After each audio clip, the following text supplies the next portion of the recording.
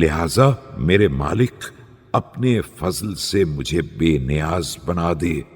اور اپنی عظمت کے سہارے مجھے اونچا اٹھا دے،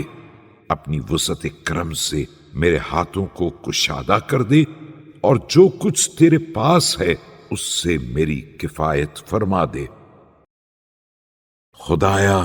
محمد و آل محمد پر رحمت نازل فرما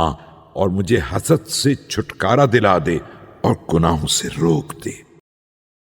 محرمات کے مقابلے میں تقوی عنایت فرما اور معصیتوں پر جری نہ ہونے دینا، میری خواہشات کو اپنے تک محدود رکھنا اور میری رضا کو ان چیزوں کے حوالے کر دینا جو تیری طرف سے وارد ہوتی ہیں۔ میرے رزق اور سارے ساز و سامان میں برکت عطا فرما اور میری ساری نعمتوں کو بابرکت بنا دے۔ مجھے جملہ حالات میں محفوظ رکھنا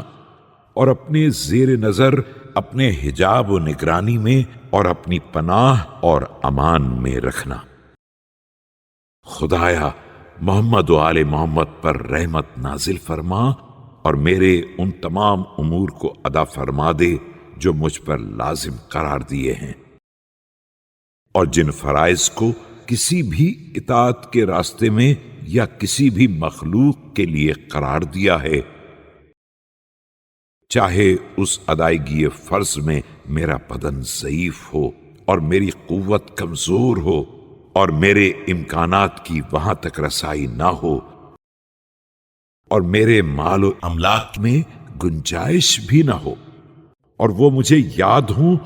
یا میں انہیں بھول گیا ہوں، لیکن تو نے انہیں شمار کر رکھا ہے۔